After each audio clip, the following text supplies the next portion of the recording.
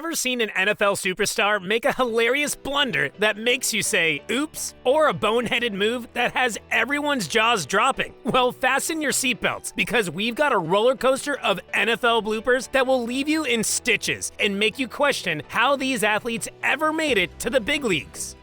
Buddy versus Kevin, the sideline brawl. NFL coaches are expected to maintain a level of decorum that players simply cannot, except in the case of Houston Oilers defensive coordinator Buddy Ryan and offensive coordinator Kevin Gilbride. Ryan had previously voiced his disapproval of Gilbride's tendency to throw the ball late in games. During the 1993 regular season finale against the Jets, quarterback Cody Carlson fumbled a snap just before halftime. This led to a heated exchange between Ryan and Gilbride, culminating in Ryan delivering a punch directly to Gilbride's jaw. The incident tarnished Ryan's reputation as a defensive coordinator in Houston. However, his successful tenure with the Oilers ultimately led to his appointment as the new head coach of the Arizona Cardinals in 1994. The USFL's existence. To be honest, everyone enjoyed spring football from 1983 to 1985, but there is no doubt that the rival league was an embarrassment to the NFL because it diverted so many stars away from the primary league for even a short time. In the other leagues, Steve Young, Jim Kelly, Gary Zimmerman, Frank Minifield, and Reggie White all got their start. Minifield even sued the Arizona Wranglers in order to leave for the NFL in 1984. Who knows how brightly Anthony Carter, Mike Rozier, Doug Williams, Marcus Dupree, Ricky Sanders, Joe Cribbs, Kent Hull, Kelvin Bryant, Kevin Mack, and Mel Gray's stars would have shown in the NFL if they hadn't spent some of their prime years in the USFL. Yes, the NFL owes a lot of its innovations to the competing league, including the two-point conversion. But the 1986 USFL antitrust lawsuit against the NFL, which was technically won by the USFL, but the pittance in damages forced the league to fold, was just another dark chapter in NFL history. Botching the coin flip? Thanksgiving is on November 26, 1998. Football is right up there with roasted turkey and overstuffed guests. A few notable NFL gaffes occurred on this important holiday, but there is a catch. Everyone expects referees to make mistakes now and then. It doesn't mean we all agree with the gaffe, but it's not surprising. But what about the coin flip? But that's exactly what happened to Phil Luckett on Thanksgiving Day with the overtime coin toss. Jerome Bettis appeared to call tails, but Luckett insisted that Bettis had called heads first, followed by tails. As a result, the Lions were awarded the ball and won the game on their first possession. While audio evidence appears to support Luckett's claim of a head-tails, the football-crazed nation was exposed to the arbitrary nature of a coin toss.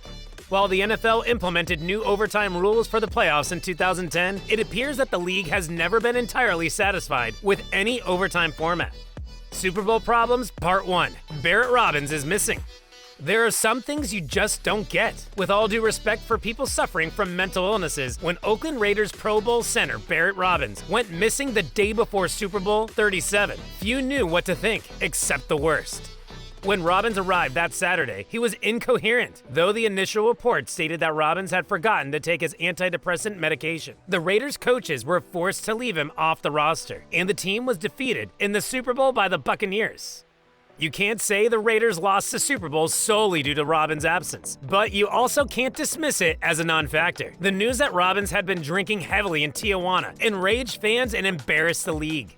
Robbins was diagnosed with bipolar disorder, not depression, after a brief stay in a treatment facility. During a brawl with police in 2005, Robbins was shot 3 times and arrested for attempted murder. The revelations of a long history of drug abuse only added to this talented player's tragic and embarrassing story. Robbins was returned to prison earlier this year after being charged with cocaine possession, according to the Associated Press. Eugene Robinson's moral compass goes south in Super Bowl problems, Part 2. Safety was a major concern prior to Super Bowl 33 in Miami. Athletes in Action presented Eugene Robinson of the Atlanta Falcons the Bart Starr Award for High Moral Character. In response, the night before a game, he left his wife in the team hotel and attempted to solicit a prostitute, only to discover that the lady of the evening was a covert cop. The Falcons were defeated by the Denver Broncos the next day, 34-19. Robinson fared no better in the game than he did in his search for love. Rod Smith burned him in the second quarter with an 80-yard touchdown reception that put Denver up 17-3. Hollywood's Super Bowl problems, Part 3, Hendersons Custom. The Dallas Cowboys were humiliated in Super Bowl 13, losing 35-31 to the Pittsburgh Steelers. The embarrassment came from Cowboy Thomas Hollywood Henderson, who forced a Terry Bradshaw fumble in the game, thanks in part to a water and cocaine cocktail he consumed before and during the game. Henderson continued to use drugs until November 1983, when he was arrested for smoking cocaine with 2 adolescent girls. He was accused of threatening them with a gun and assaulting them sexually. Henderson claimed he traded drugs for consensual sex. He pleaded no contest to the charges and was sentenced to 2 years in prison, plus time for drug rehabilitation. Henderson claims to be sober since then, and after winning $28 million in the Texas State Lottery. In 2000, he has done a lot of charity work. He does, however, serve as a constant reminder that prowess displayed in the NFL Showcase event isn't always as pure as it appears. Part 4 of the Super Bowl problems, the wardrobe malfunction. It's terrible when a new term is introduced into American society as a result of a disgraceful and humiliating event. Unfortunately, the Super Bowl 38 halftime show earned this distinction when Justin Timberlake tore Janet Jackson's clothes off to reveal her breast and a nipple shield. Whether intentional or not, the incident overshadowed an exciting Super Bowl in which the New England Patriots defeated the Carolina Panthers 32-29 and resulted in numerous complaints and an FCC crackdown on indecency and entertainment. Coincidentally, Timberlake's career has skyrocketed since the incident, while Janet Jackson's has largely faded into obscurity. Dennis Miller's experiment.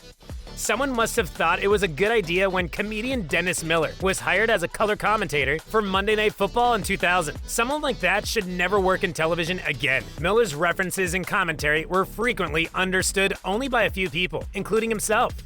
The common man was clearly perplexed, and Miller's contract was mercifully terminated after 2 seasons. In a championship game, 73-0.